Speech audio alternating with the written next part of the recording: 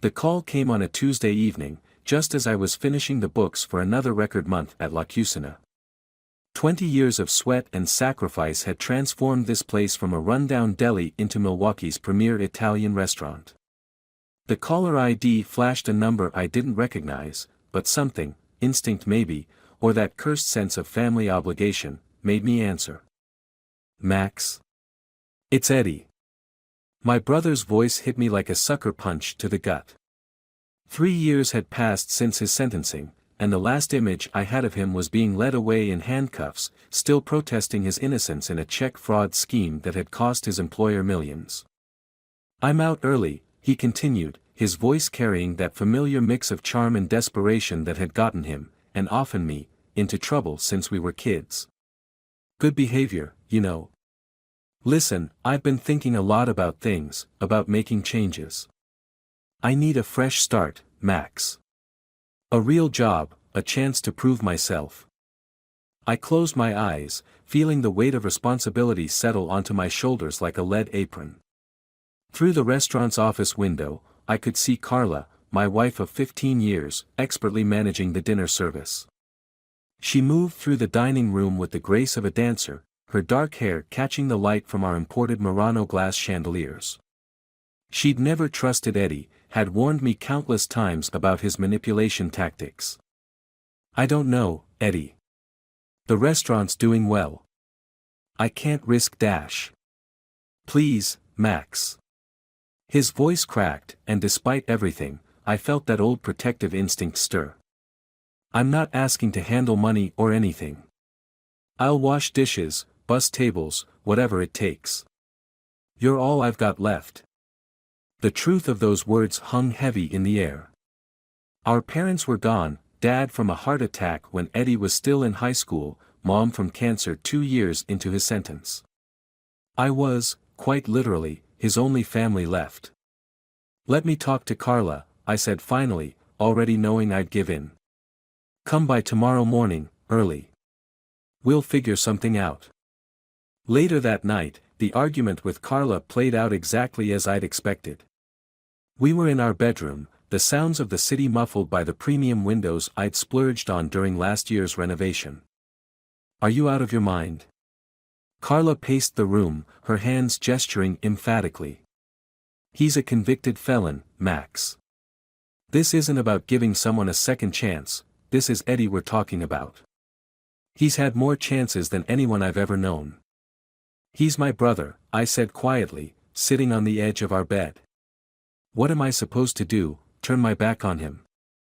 Yes. She stopped pacing to face me, her brown eyes blazing. That's exactly what you should do. Your brother is toxic. Everything he touches turns to ash. Remember the loan for his guaranteed investment that nearly bankrupted you before we met? The borrowed car that turned out to be stolen? The wedding reception brawl he started with his gambling buddies? Each example landed like a body blow, because she was right. Eddie's history was a trail of destruction and broken promises. But I couldn't shake the memory of him at 16, standing over our father's grave, gripping my hand so tight it hurt, whispering, "We're all we've got now, Max, promise you'll always have my back." 1 month, I said finally. Dishes and basic prep work only. No access to the register, no interaction with customers. One sign of trouble, and he's gone. Carla's expression softened slightly, though concern still shadowed her features. She sat beside me, taking my hand. I pray you're right about this. But Max?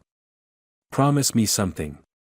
Promise that if, when, things go wrong, you'll put us first.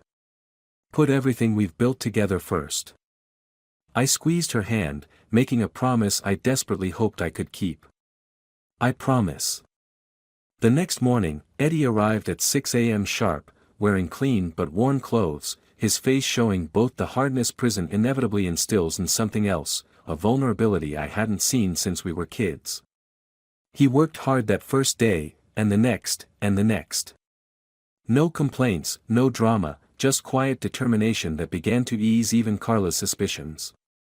But I should have known better. Should have remembered that with Eddie, calm waters always masked hidden undertows. 3 weeks into his employment, I caught him in the back alley during his break, having what looked like an intense phone conversation. When he saw me, he quickly ended the call, offering a casual explanation about reconnecting with old friends. That night, I noticed the office safe was slightly ajar, though nothing was missing when I checked. Small things, easily dismissed, but they stirred something dark in my gut. A warning I chose to ignore. Until they came. It was a quiet Monday night, just before closing. The dining room was nearly empty when 3 men in expensive suits walked in, their presence immediately setting off every alarm bell in my head. The leader, a tall man with silver temples and cold eyes, smiled like a shark scenting blood. "Mr. Maxim Volkov. We need to discuss your payment schedule for protection services." Behind them, through the window, I saw Eddie freeze in the alley, his cigarette falling from suddenly trembling fingers.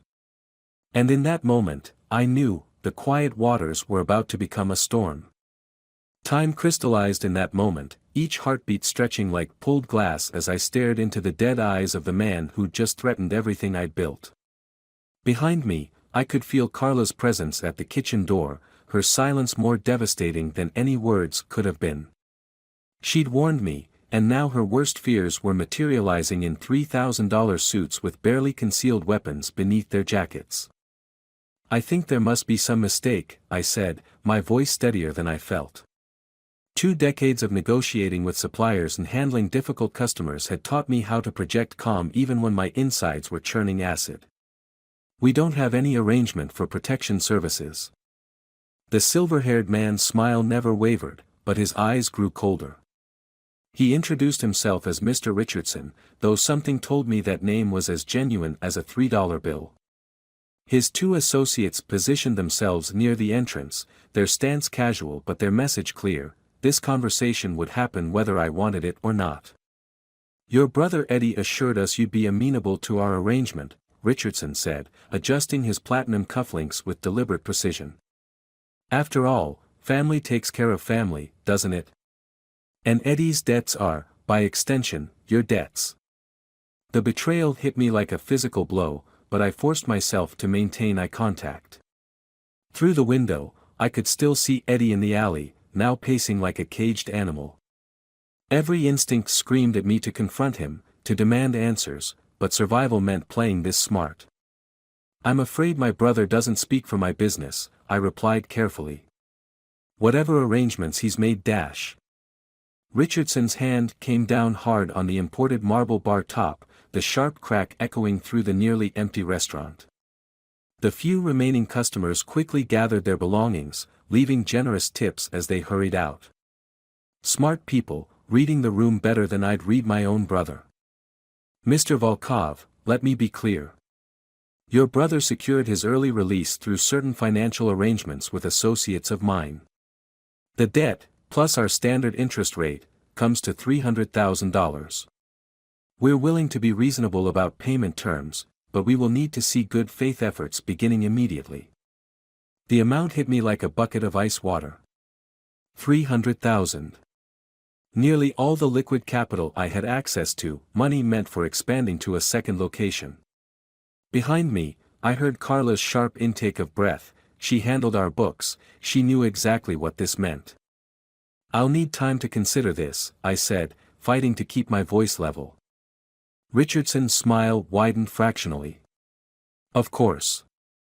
Business decisions shouldn't be rushed. You have 48 hours to begin payments. After that, we'll need to discuss alternative compensation methods. Perhaps a partnership arrangement." The threat was clear. Pay up, or watch them take over my restaurant piece by piece. 20 years of work, of sacrifice, of building something from nothing, all of it balanced on the edge of a knife because my brother couldn't stay clean for 3 fucking weeks. As they left, the last customer scurrying out behind them, the restaurant felt suddenly cavernous and cold. Carla's heels clicked against the hardwood floors as she approached, each step like a hammer driving nails into my conscience. When I finally turned to face her, the disappointment in her eyes was worse than anger could ever be. "Max," she said softly, and somehow that gentle tone cut deeper than any shout. "What are we going to do?" Before I could answer, the back door opened and Eddie slunk in, his face a mask of practiced contrition. The same expression he'd worn after stealing from our mother's purse, after wrecking my first car, after every screw-up large and small throughout our lives. "I can explain," he started, but Carla cut him off with a laugh that contained no humor. "Explain? You think there's an explanation that makes this okay?" Her voice rose with each word. "You brought criminals into our business. You put everything we've worked for at risk. You dash. I didn't have a choice." Eddie's composure cracked. "You think early release just happens?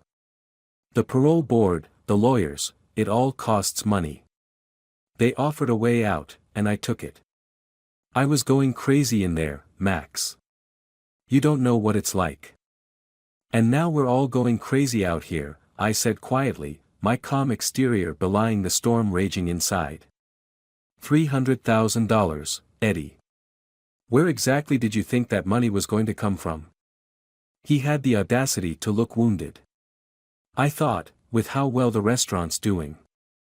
I figured you could handle it. And I'm working now, I can help pay it back." "At dishwasher wages?" Carla's laugh was bitter. "Do the math, Eddie. Actually, don't bother, I'll do it for you. At your current rate, it would take you roughly 40 years to pay back what you owe. And that's assuming you stick around longer than 3 weeks." I raised my hand, silencing them both. The weight of decision pressed down on me like a physical force. Family loyalty warred with practical necessity, while old promises battled new realities. In the distance, sirens wailed, a sound that had always made Eddie nervous, I noticed, as he glanced anxiously toward the windows. "Go home," I told him finally. "Both of you. I need to think." After they left, I sat alone in my darkened restaurant, the soft humming of refrigerators the only sound. On the wall, a photograph caught my eye, my father on opening day, his arm around my shoulders, pride shining in his eyes. The same eyes Eddie had used to convince me, time and again, that family meant forgiveness without limit. But as I stared at that photo, another memory surfaced, Dad's last words to me, spoken in a hospital room that smelled of antiseptic and ending. "Take care of your brother," he'd said, "but don't let him drag you down. Some people can only learn to swim when there's no one left to save them." My phone buzzed, a text from an unknown number. An account number and wire transfer instructions from Richardson. The clock was ticking, and I had to decide, would I sink trying to save Eddie one last time, or would I finally let him face the consequences of his own choices? Through the window, I noticed a black SUV parked across the street, its occupants invisible behind tinted glass. They were watching, waiting to see what I would do. And somewhere in the city, Eddie was probably already working on his next scheme, his next escape route, his next betrayal. The question was, would I be there to catch him when he fell this time? Sleep eluded me that night, each hour marked by the slow revolution of ceiling fan blades casting shadows across our bedroom wall. Beside me, Carla's breathing had the measured rhythm of someone deliberately feigning sleep, her back turned to me like a wall of silent accusation. The distance between us felt vast, populated by the ghosts of every warning she'd given me about Eddie, every intuition I'd dismissed in favor of blind loyalty. Morning arrived with the harsh clarity of unavoidable truth. I left before dawn, driving through Milwaukee's empty streets to La Cusina. The restaurant had always been my sanctuary, but now it felt different, tainted by the shadow of threat that Richardson's visit had cast over everything I'd built. Every corner held memories of triumph turned bitter, the imported tiles I'd laid myself, the hand-carved bar where deals had been struck and celebrations shared, the kitchen where I'd taught my staff that excellence wasn't just a goal but a religion. The first red flag appeared when I checked the security cameras. Eddie had arrived an hour earlier than his usual shift, unusual for someone who'd never been early to anything in his life. The footage showed him moving through the restaurant with purpose, checking drawers, testing locks, his movements those of someone mapping territory rather than preparing for honest work. My chest tightened as I rewound through previous days' footage.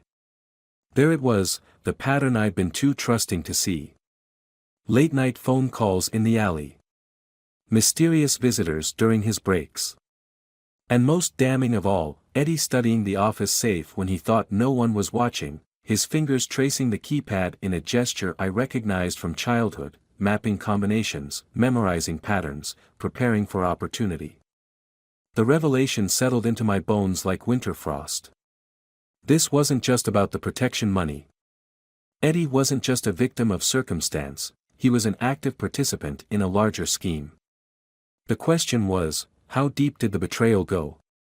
I found my answer in the most mundane of places, the prep kitchen's inventory logs. Small discrepancies at first, easily dismissed as counting errors.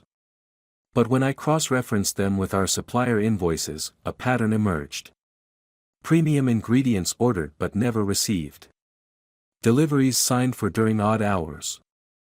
The amounts were clever, just under the threshold that would trigger automated alerts from our accounting software. Looking for something specific, brother? Eddie's voice behind me carried a new note, something sharp and knowing that made my skin crawl. I turned slowly, taking in his stance in the doorway. Gone was the contrition of last night, replaced by a calculating gleam that seemed to belong to a stranger wearing my brother's face. How long have you been planning this? The question emerged with quiet intensity. Was the protection money just a cover for something bigger? His laugh held no warmth. You always were the smart one, Max. Full ride to business school, Dad's golden child. But you know what? Being smart made you soft. Made you think everything could be solved with hard work and good intentions. While you solved things with lies and manipulation, I countered, anger finally bleeding into my voice. Tell me something, Eddie. Was any of it real? The repentance, the desire to change, the gratitude for a second chance. Parts of it. He shrugged, a gesture so casual it felt obscene. The gratitude was real, you gave me exactly what I needed. Access. Legitimacy. A front for moving certain products through your supplier's channels. Richardson's crew needed a new distribution network, and your reputation for quality made you perfect. No one questions deliveries to a high-end restaurant. The pieces clicked into place with sickening clarity. My restaurant wasn't just being threatened, it was being used. Every delivery, every invoice, every signature was potentially part of their operation. One health inspector's surprise visit, one curious employee, one inventory audit could bring everything crashing down. You understand what this means, don't you? My voice emerged steady, carved from the granite of resolve. If anything illegal comes through my restaurant, I lose everything. Not just money, my reputation, my future, my freedom. You've put a noose around my neck and called it family loyalty. Something flickered across Eddie's face, regret, perhaps, or just annoyance at being confronted. It's business, Max. Nothing personal. You'll get your cut once things are running smooth. More money than you've ever seen from serving overpriced pasta to rich folks. Get out. The words emerged like ice, freezing the air between us. Pack your things and get out of my restaurant. Whatever happens with Richardson, whatever consequences come, they're yours to deal with. He stepped closer, that familiar manipulative smile playing at his lips. You don't mean that, brother. Remember what you promised Dad. We're blood. We're all we've got left. No. The revelation hit me with the force of liberation. I have something you've never understood the value of, Eddie. I have everything I've built with my own hands. Everything I've earned through trust and hard work. And I won't let you poison it. The smile fell from his face, replaced by something darker. You really want to play it this way? Because Richardson's crew isn't known for taking rejection well. And they've got enough dirt on this place now to bury you. Before I could respond, the back door opened and Tommy, my head chef of 15 years, walked in. He took one look at the scene before him and quietly pulled out his phone, showing me a video on the screen. The footage was grainy but clear enough, Eddie and one of Richardson's men exchanging packages behind the restaurant late last night. "I've been keeping an eye on things, boss," Tommy said quietly. "Got more footage, dates, times. Been sending it all to a secure email, just in case." Eddie's face went slack with surprise, then hardened into something ugly. "You really think some amateur videos will help? Against what they'll do to you?" But I wasn't listening anymore. My mind was already racing ahead, plotting moves and countermoves like the chess games Dad used to teach us. Eddie had always hated chess, too much patience required, too much thinking ahead. He preferred quick cons, fast money, instant gratification. I had taught him to play once, trying to instill the same lessons Dad had shared. The key to chess, I'd explained, wasn't just knowing how to attack, it was understanding when to sacrifice a piece to protect your position. Sometimes, the hardest moves were the ones that hurt the most. Looking at my brother now, I finally understood what Dad had been trying to teach us all along. Some pieces couldn't be saved.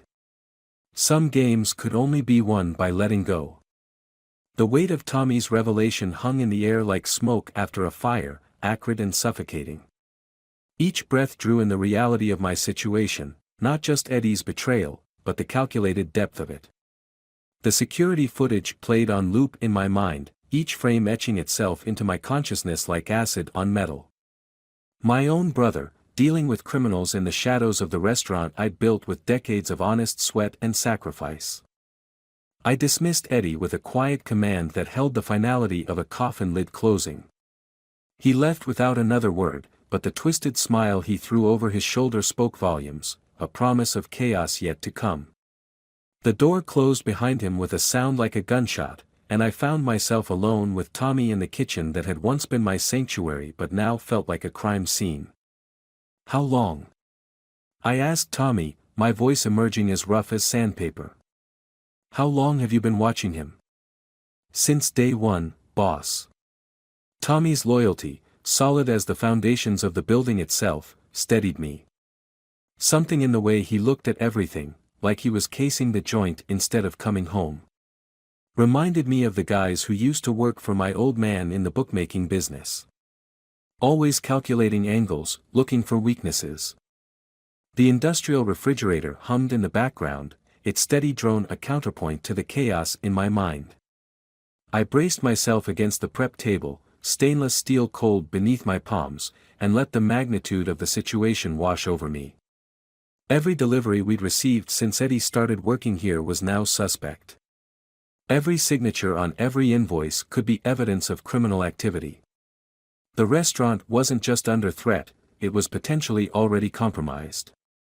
I pulled out my phone, thumbing through recent messages until I found Richardson's wire transfer instructions. The numbers swam before my eyes, $300,000, a figure that represented not just money, but a choice between two kinds of destruction. Pay, and become permanently entangled with criminals who would never let go.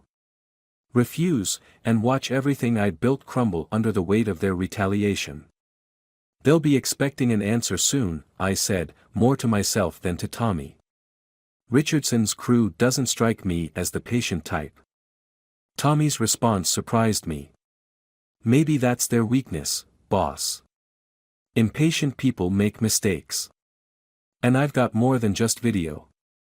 Been keeping a log of every irregular delivery, every unusual visitor. Times, dates, license plates. Even got photos of some of their faces." A plan began to form in my mind, sharp-edged and dangerous as broken glass. Information is leverage, I mused, remembering lessons learned from 2 decades of business negotiations. But it's only valuable if they know you have it. The morning sun slanted through the kitchen windows, catching the edge of my chef's knife collection. Light glinted off the blades, and I found myself drawn to their simple truth: a knife cuts clean, its purpose clear and undisguised. Unlike family ties, which could strangle while pretending to embrace. I reached for my phone again, this time dialing Carla. She answered on the first ring, her voice tight with concern. "Max? What's happening? I need you to come to the restaurant. Bring the backup drive from the safe at home." My voice sounded different even to my own ears, harder, stripped of sentiment. "And call Marco. Marco Ramirez, my attorney for the past 15 years, a man who'd helped me navigate every legal challenge in building my business. He wasn't just a lawyer, he was a strategist who understood that sometimes the best defense required an aggressive offense." "Max," Carla's voice dropped to a whisper, "are you sure? Once we involve Marco at this level, there's no going back," I finished for her. "I know. But Eddie made that choice for all of us when he turned my restaurant into a front for Richardson's operation." The silence on the line spoke volumes. Finally, Carla said, "I'll be there in 20 minutes. With everything." After hanging up, I turned to Tommy. "I need copies of everything you've gathered. Every video, every photo, every note. Then I need you to go home and stay there until I call. What's coming next? I don't want you caught in the crossfire." Tommy stood his ground, loyal as ever. "Boss, you've had my back since you hired me fresh out of culinary school. Let me have yours now." The protest died on my lips as my phone buzzed with a text. "Unknown number, time's running out, Mr. Volkov. Meeting at your restaurant, 3 p.m. Bring good news or prepare for a change in management." I showed the message to Tommy, watching his face darken. "They're not even trying to be subtle anymore." "No," I agreed, a cold clarity settling over me like frost. "But neither am I."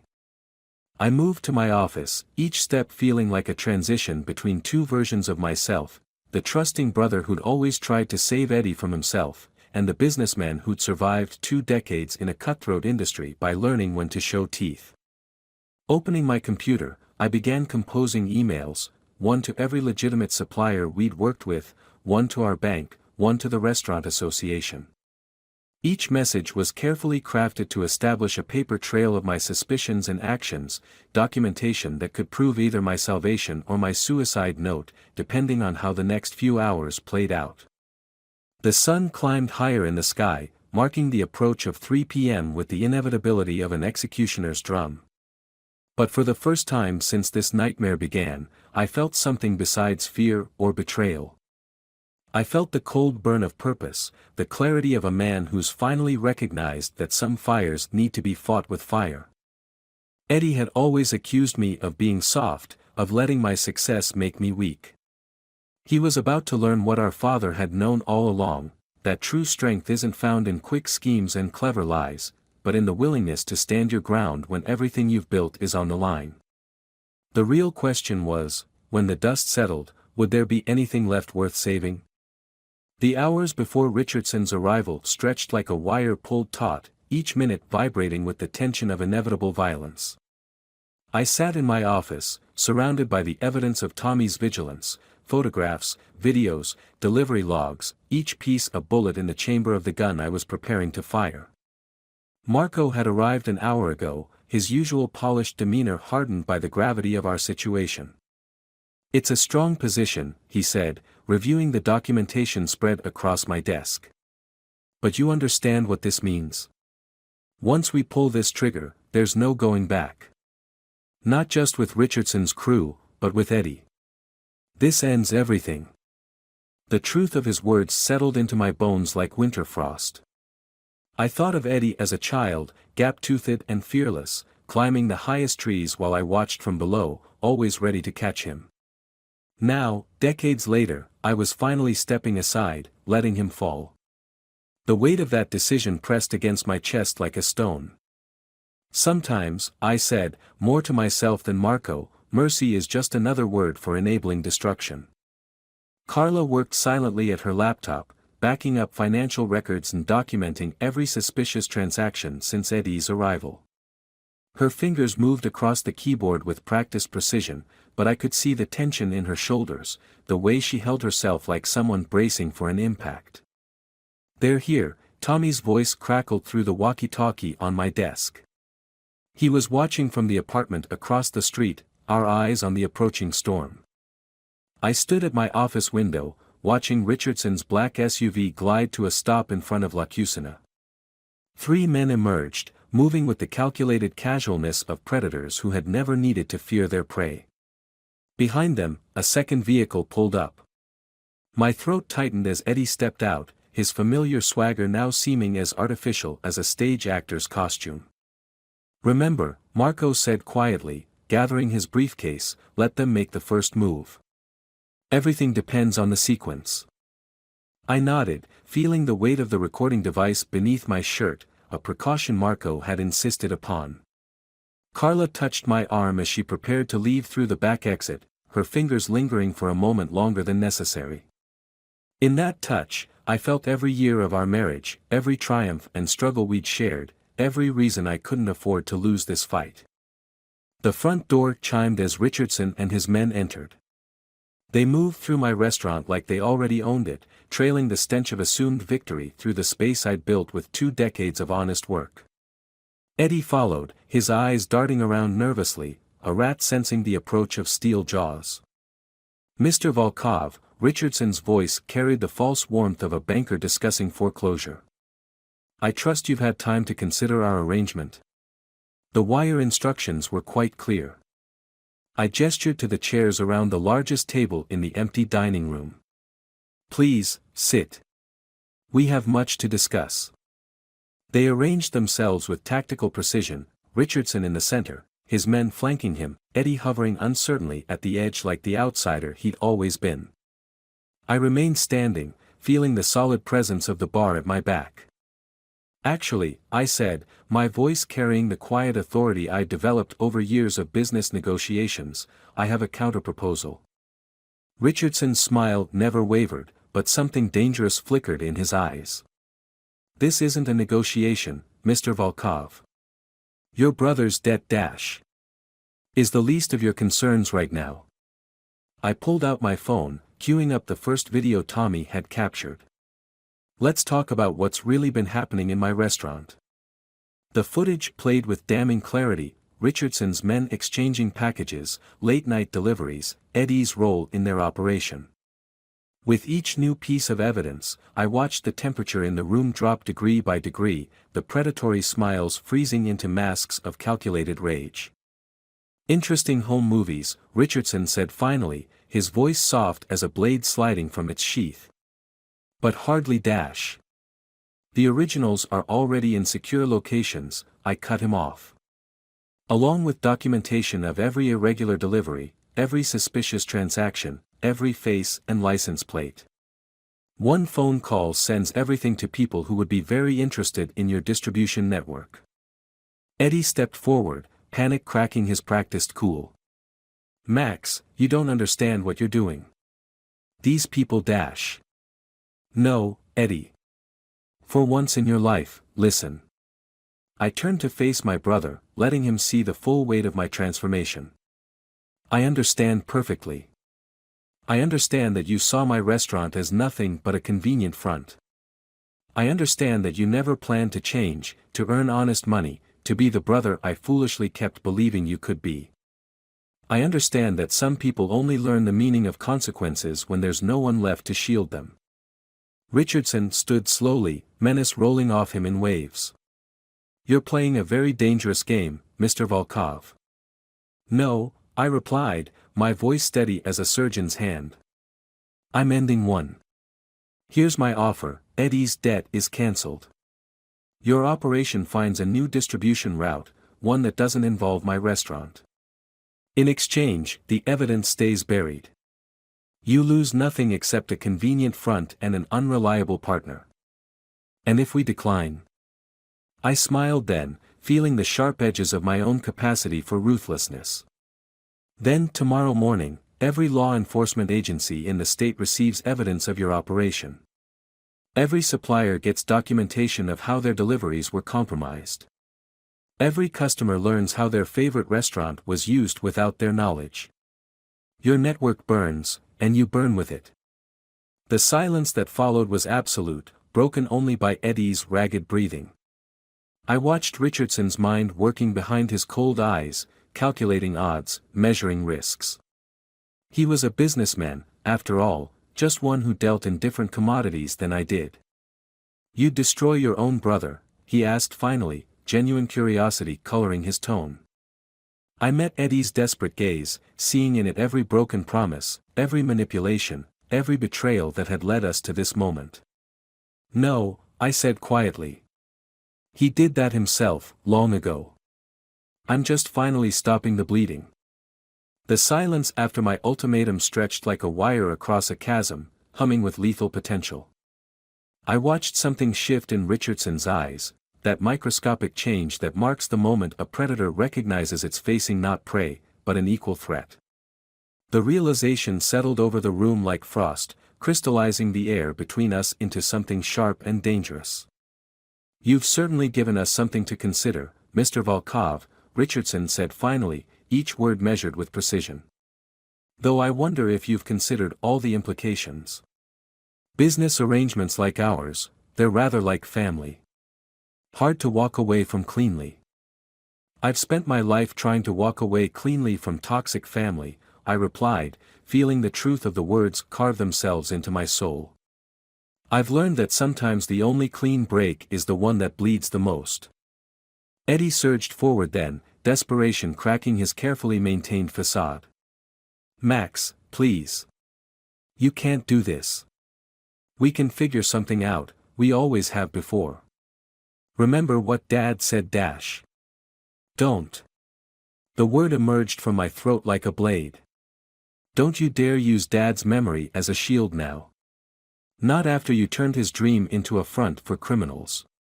Not after you poisoned everything he taught us about family and honor and honest work." The lights of the restaurant caught the silver in Richardson's hair as he stood, his movement deliberate as a snake uncoiling. "24 hours, he announced. "To verify your evidence and consider your terms. After that." His smile was a thing of razors. "Well, let's hope we don't need to discuss alternatives." They left like a receding tide, leaving behind the residue of threat and untold possibilities. Only Eddie remained, rooted to the spot like a man facing his own ghost in the mirror. In the harsh overhead lights, I could see every line that prison had carved into his face, every shadow that his choices had painted beneath his eyes. "You were right about one thing," I told him, my voice soft with the finality of a closing grave. "Dad did tell us to stick together, to protect each other. But he also taught us that a man's worth is measured by the promises he keeps, not the ones he breaks." "I never meant for it to go this far," he whispered, and for a moment I caught a glimpse of the boy he'd once been, scared, desperate for approval, always reaching for shortcuts because the long road seemed too hard. I just needed a way out, a fresh start. "No," I corrected him, feeling the last threads of brotherly obligation unravel. "You needed a new mark, a new scheme, a new way to avoid facing your own choices.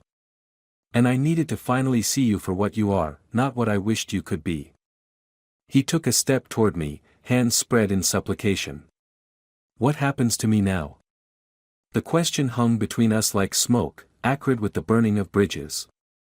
In that moment, I felt the full weight of transformation settle onto my shoulders, not just the change from victim to victor, but the fundamental shift from being someone's brother to being my own man. "That depends on Richardson's choice," I replied. "But either way, your part in my life is over. Whatever happens next, the consequences, the fallout, the price, it's yours to bear alone." "You'd really let them come after me? Your own brother?" "No, Eddie. I'm letting you face what you've created. The difference is crucial, even if you'll never understand it." After he left, I stood alone in my restaurant, feeling the ghosts of 20 years of memories wash over me. Every Sunday dinner with our parents, every celebration, every quiet moment of pride, all of it now shadowed by the taint of Eddie's betrayal. Yet somehow, the pain felt purifying, like alcohol in a wound. Carla found me there hours later, after Marco had confirmed our legal position and Tommy had secured the last pieces of evidence. She didn't speak, just stood beside me, her presence a reminder of everything I'd chosen to protect. "What do you think Dad would say?" I asked finally, the question that had haunted me throughout this ordeal finally finding voice. She was quiet for a long moment, then said, "I think he'd say that sometimes loving someone means letting them fall. That sometimes the kindest thing you can do is stop catching them before they crash." The truth of her words settled into my bones like the final piece of a puzzle clicking into place. I thought of all the times I'd caught Eddie, cushioned his falls, absorbed the impact of his choices. All it had done was teach him that consequences were optional, that someone would always be there to clean up his mess. My phone buzzed, a message from Richardson. 2 words that told me he'd verified our evidence and understood the stakes, terms accepted. Relief didn't flood through me like I'd expected. Instead, I felt something harder, colder, more permanent crystallize in my chest, the knowledge that I'd finally crossed a line that couldn't be uncrossed. I'd chosen my restaurant, my wife, my honest life over the endless cycle of enabling Eddie's destruction.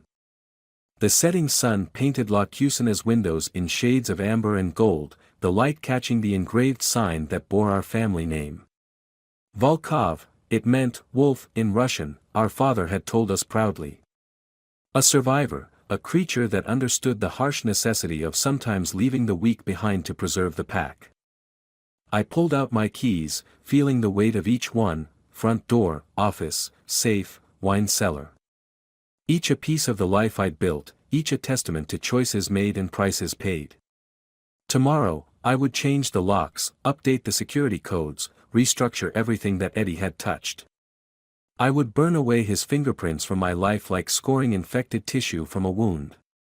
But tonight, I would sit in my restaurant, in the house that honest work had built, and I would let myself feel the full measure of what it meant to finally, irrevocably, choose myself. To understand that some bonds are meant to be broken, some ties are meant to be severed, and some forms of love are really just slow-acting poison. The light faded, shadows lengthening across the floor like fingers reaching for something just out of grasp. In the darkness, I whispered a goodbye, not to Eddie, but to the version of myself that had always tried to save him. That man was gone now, transformed by betrayal and reforged by the heat of necessary cruelty into something harder, cleaner, free.